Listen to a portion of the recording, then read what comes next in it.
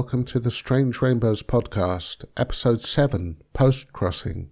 Hello friends, how's the weather with you? It's sunny here today and I have many stories of crossing by post to share with you. There was a story in the news in August about a postcard that was delivered to a bank in Swansea in Wales 121 years after it was posted. The picture shows a reindeer in the snow with the title The Challenge, and it's written to Miss Lydia Davis with the text, "Remember me to Mrs. Gilbert and John with love to all, Hewitt." And, "Dear L, I could not. It was impossible to get the pair of these. I am so sorry, but I hope you are enjoying yourself at home. I have got now about 10 shillings of pocket money, not counting the train fare, so I am doing all right. Did the card get lost in the post for 100 years? It has Fishguard, Pem, written on it in pencil, which is a town less than 2 hours away from Swansea. So it's been on a stranger journey. Maybe it was sent, delivered, somehow ended up with a dealer, someone acquired it and reposted it. We can only speculate.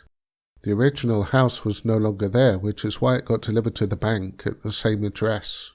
They reached out on social media and ended up reconnecting living relatives of Hewitt and Lydia. What an amazing story of history, mystery and connection. And that is what postcards are all about. Moments of wonder and little bridges of connection. Shared stories that otherwise would not be told. That's well worth celebrating. It's still amazing to me how I can put a card in a post box anywhere in the world and it arrives like magic a week or 3 later anywhere else in the world. It's not surprising that we have special days to celebrate the folks who work to make that magic happen. Today, October the 9th, is World Post Day, started in 1969 by the Universal Postal Union, which dates back to 1874 in Switzerland. We celebrate the incredible postal services and the wonderful posties who work so hard to make sure our whimsical postcards and equally important letters arrive safely. Thank you, posties. On the 1st of October, it was World Postcard Day, which is a day for us to celebrate everything about postcards and the posties who make it happen. Thank you again, posties. The first recorded postcard was sent in 1840 by Theodore Hook to himself, bearing a penny black stamp and a caricature of postal workers. The first official one was sent in 1869 in Austria for a reduced price compared to a letter. 3 million were sent in the first 3 months, and we've not stopped since. The 150th anniversary was celebrated by Postcrossing in 2019, and since 2020 we've celebrated World Postcard Day. I made sure to send a half-dozen cards myself on the day last week. Postcrossing? What's that then? It's the most wonderful website project set up in 2005 by Paolo Magalhães to facilitate the sending of friendly postcards between strangers.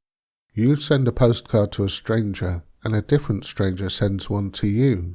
If you're already involved or you think, hey, that sounds like fun, welcome to the club. For today's episode, I've written a love letter to Postcrossing. I have a box full of hundreds of Postcrossing cards I've held on to. Inspired by my creative muse Sandy, who makes beautiful found poetry collage postcards and artist trading cards, and lots of other things besides, I decided to try my hand at found poetry. That's where you take snippets of words and phrases from books, newspapers, or, let's say, a box full of postcards, and make a poem out of them. So today's poem, A Box Full of Dreams, is made up entirely of phrases I found on postcards I've received. I think it reveals a little something about my spooky interests and a whole lot about the poetry of postcrossing. And then, in our spooky story today, because after all it is still Halloween month, a mischievous squirrel postie seeks to deliver one last lost postcard in a fantastical city. But first, let's circle back real quick so I can send my love letter on a postcard to Postcrossing. A love letter to Postcrossing. My dearest Postcrossing, I am writing today to express my deepest admiration and affection for you. Since we met only a decade ago, there have been few days when I've not thought of you. Some days you're the only thing I think of. It's fair to say you've opened up my life to new worlds, inspired me to art and poetry, and created bridges for me that could never otherwise have existed. You've introduced me to many of my closest friends who live in other countries. I hope one day I get to meet them in person. I can't count the number of kind and wonderful people I've bumped into along the way. As you know, I don't always do well in busy social situations, so it's been a real boon to me to connect with people in writing, on the forums, through letters, and of course postcards. How exciting it was to send my first postcard to a stranger. And then, just a few weeks later, a card from a different stranger arrived in my mailbox. I've had a happy mailbox so many days since then, even getting a dozen cards or more on some days. So many stories, beautiful artworks, and moments of connection. Thank you for those. And a heartfelt thank you to Paolo and Anna, and to all the wonderful team and volunteers on the website and forums for bringing you to life and keeping you going. We all need a little support sometimes to keep us running smoothly. I don't mind that you're seeing 804,728 other people in 208 countries, 80% of whom are female. I'm happy that you've never abandoned me. Sure, you have a few miles under your belt, with 78 million cards sent a combined distance equal to 1,337 return trips to the sun, and 450,000 in flight right now. You're busy, and I respect that, and yet you've always made time for me. I don't know how you do it. You've enabled more moments of joy in this world than anyone I know. All those countless fun and satisfying moments of selecting, decorating, sending and receiving cards. All the connections, stories and surprises. How does it feel to put so much joy out into the world? To be loved by so many? Not to mention all the other fun things you've introduced me to. The meetups, trawling postcard fairs and antique stores to find just the right cards, not to mention the hundreds of cards I've drawn and painted myself. I've had my fun decorating them with stickers, doodles and washi tape. Such a beautiful intersection of art, craft and story, and it's all down to you. There are so many kind and friendly folk on the forums, interested in all kinds of word games, postcard games, artist trading cards, pen palling, random acts of smileness, and so much more. What a wonderful community has sprung up around you. You're my muse, inspiring me to poetry and kind thoughts. I hope you don't mind if I share a little piece of found poetry I wrote, put together from fragments of messages on some of the cards I've received. I wrote it for you. Forever yours, Strange Rainbow Mike. P.S. I love you.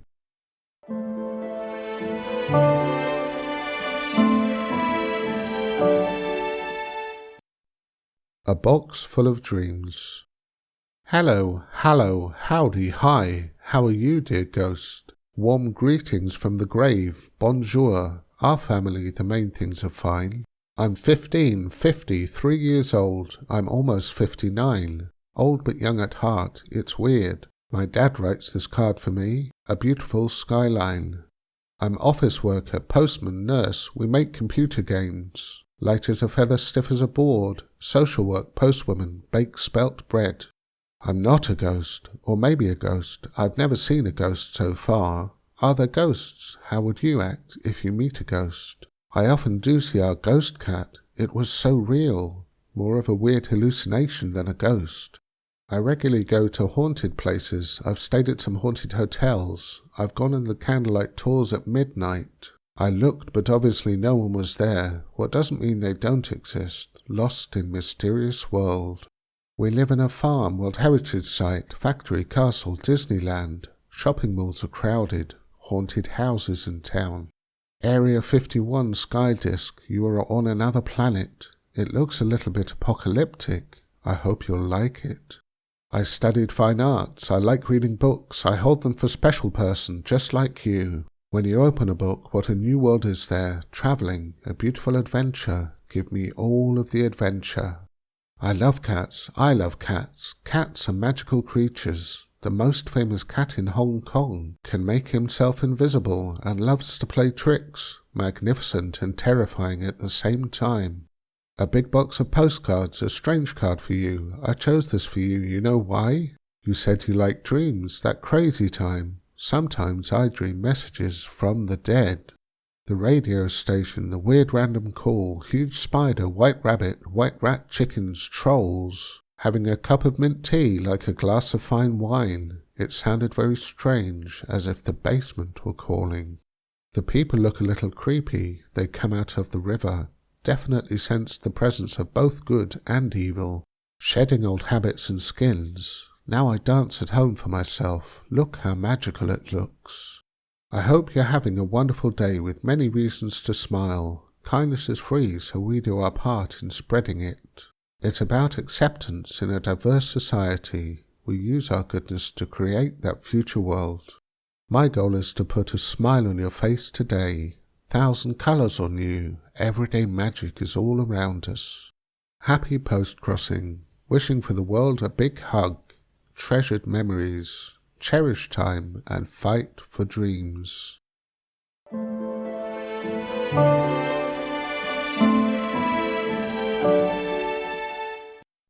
The Last Postcard.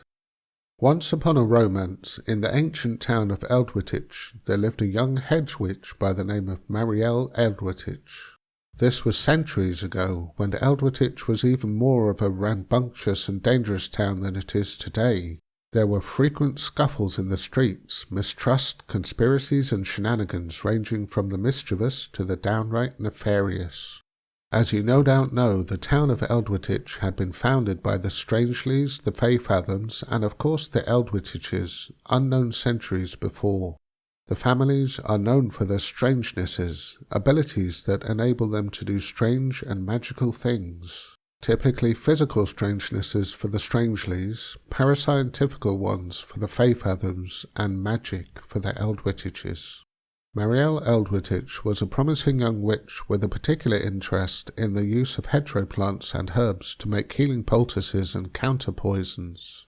She was in the habit of exploring the hedgerows and woodlands throughout the town, gathering herbs and making notes in her journal. She wore not the traditional witch's robe, but practical clothes with many pockets, and she carried a pack, several pouches, and harvesting tools. It was on one of her gathering trips, on a sunny moon's day afternoon, that she first saw Braden.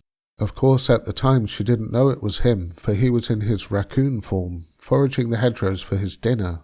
Paying little attention to anything else, he was darting here and there, taking a berry and stuffing it into his mouth, chewing them with a greedy munch.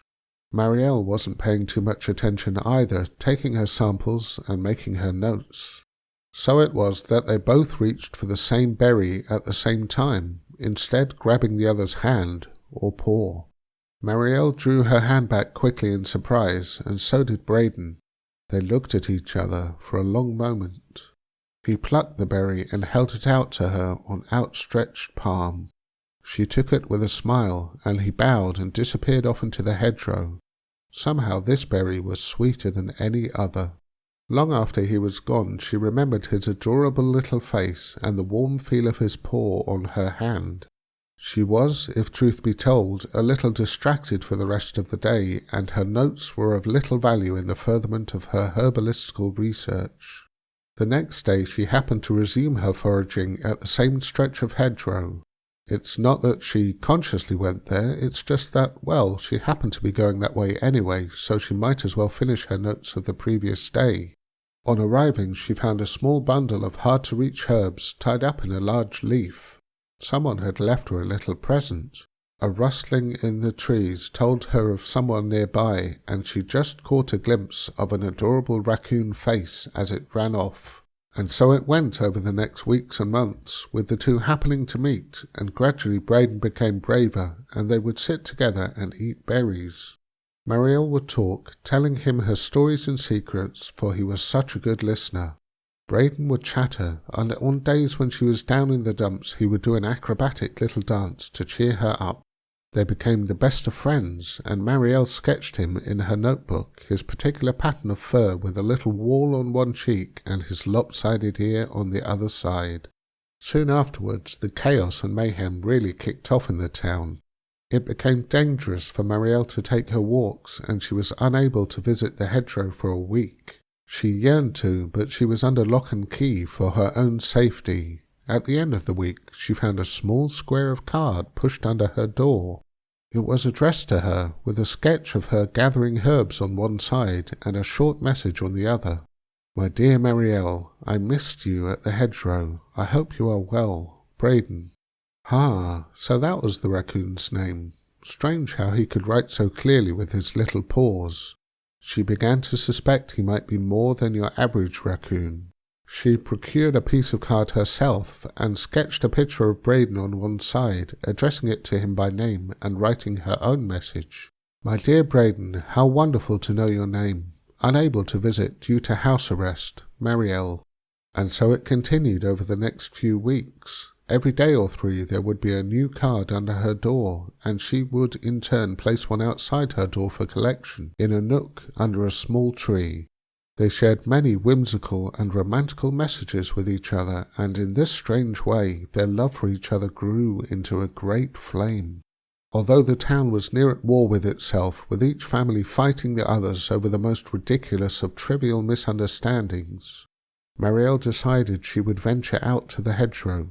She had to see him again, but first she had to be sure how he felt about her. So she wrote a card with a sketch of both of them on one side, and on the other the message, "Braden, tell me if my love is requited, and I will see you at the hedgerow. Otherwise, never again. Your Marielle."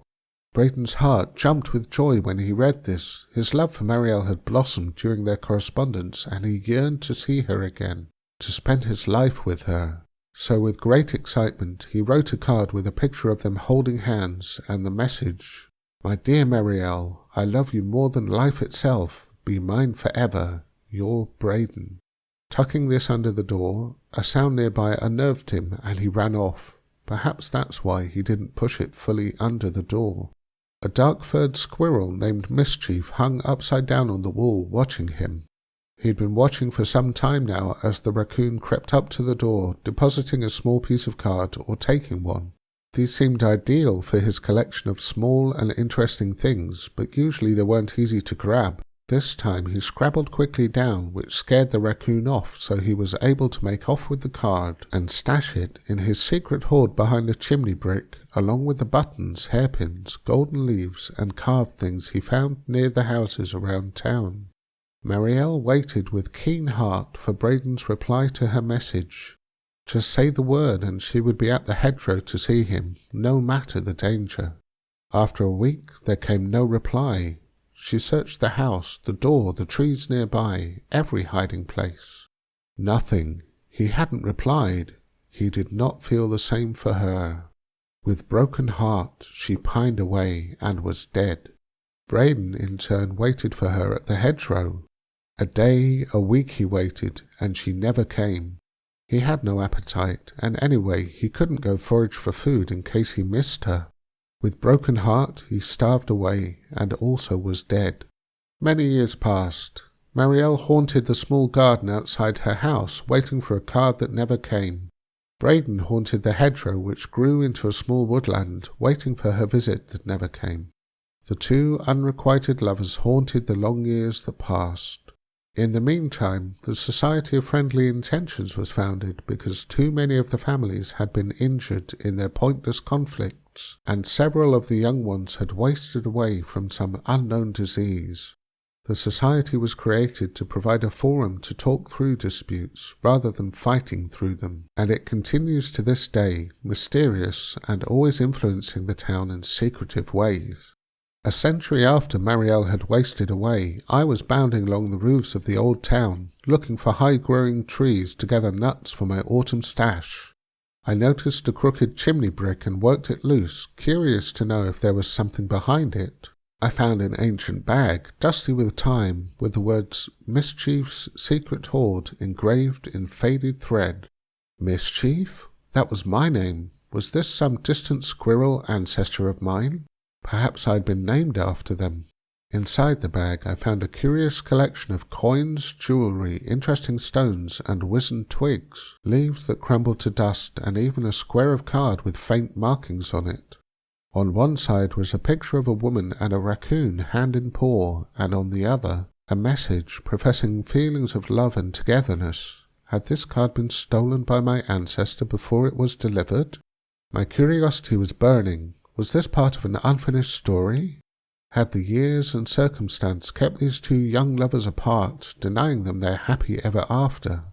I felt somehow responsible, as I carried the name of my ancestor. I asked my squirrel brethren, but they didn't know. So at considerable risk, I ventured into the library of the society and did some research while it was quiet. I found a reference in a dusty family tree to a Marielle Eldwittich, hedge witch by trade, who had passed away a century ago. Cause of death? Wasting away from a broken heart.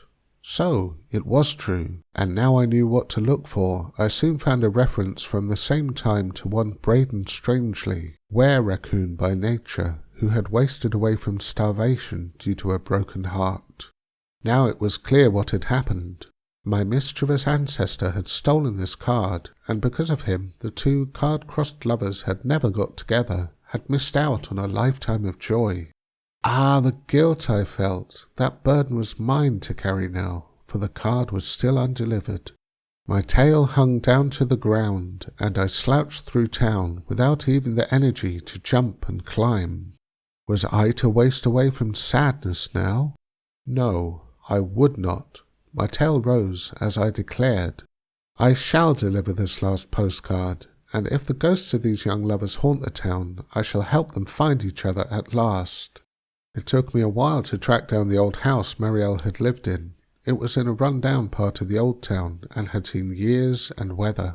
A large tree in the back garden had grown into the building, knocking down part of the wall and roof. But somehow I knew this was the place, perhaps my squirrel sense of where things could best be cached. I carefully placed the fragile card between the roots of the tree on the night of the full moons and waited up on the crumbling roof. I saw the faint glow first, moving slowly through the garden as if looking for something. Could that be Marielle's ghost?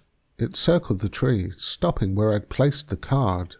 The glow hovered over the card, and the longer it spent there, the more distinct it became.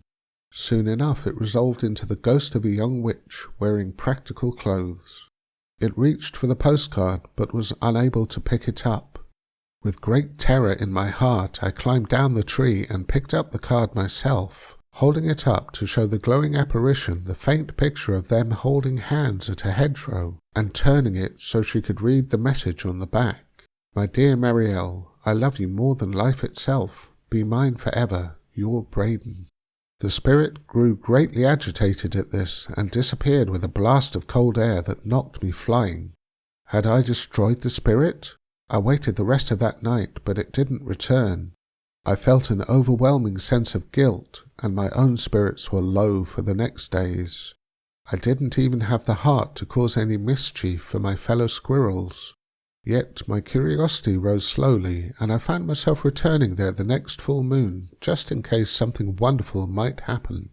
Even then I nearly missed it. A small square of card, almost invisible, glowing in the moonlight. On the front was a sketch of Marielle and a raccoon embracing, with hearts in the air around them. I went to pick it up, but my paw went right through it. How could I deliver this card? Yet I had to. Fortunately, even a squirrel like me doesn't live in a town like Eldwittich without picking up some strangeness, and with great concentration I was able to turn myself ghostly under the light of the strange moons and pick up the card. I held it carefully aloft and carried it through the town. There were many patches of ancient hedgerow and woods, and I wasn't sure which one to go to, yet I had to deliver the card before the moon left the sky. I let it guide me, feeling a slight pull in one direction or another, and it led me to an overgrown park with dense woodlands. It took a good deal of skill to keep my concentration on carrying the card while darting and clambering through the branches. As the moon was highest in the sky, I arrived at a small clearing next to an old hedgerow that had overgrown into a chaotic jumble of bushes. This felt right, so I laid the card on the ground there and retreated to wait. The moons passed lower in the sky, and I thought they would be gone and the card would surely cease to exist. Then I heard the rustling of something making its way through the brambles, and soon enough a ghostly raccoon face poked out. The raccoon picked up the card, holding it high, reading it out loud. The message read simply, yes. The raccoon turned into his human form as the ghostly figure of Marielle approached, and the two embraced. They both turned to bow their thanks to me, and I bowed low. When I rose they were gone, headed, I believe, for many ghostly adventures and a happy ever after life together. So, my fellows, I hope my bittersweet tale was more sweet than bitter. At any rate, it led to a fascination in me for delivering these small posting cards, as I call them, and that's why I set up the boxes around town and assembled you, my fellow curious squirrels, to assist me in delivering them, for each of them tells a story that needs to be told, and if they are left undelivered, our town may soon be overrun with ghosts.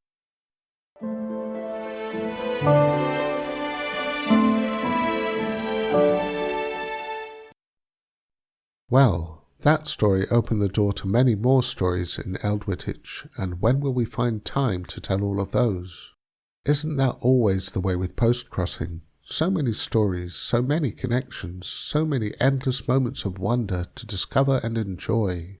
If you're not on Postcrossing yet, why not join us? Join us! Maybe you'll be the 1 millionth postcrosser, or get to send the 79 millionth card. Wave a hello to Strange Rainbow Mike on the forums if you like. Last week over on the Patroncast we had the spooky story An Inhabitant of Carcosa by Ambrose B.S. This Saturday we'll have some stories of remarkable first postcards, including the first one ever sent, the first postcrossing card, and the first postcard sent from space. Thanks for putting up with the imperfect audio quality if you made it this far. I don't have a quiet studio, but I'll keep tinkering with it. I hope to see you again next time, where we'll also be celebrating something wonderful, our mysterious feline mixtures of cuteness and claws. I wish you a safe and happy week full of surprising moments of joy. Happy postcrossing.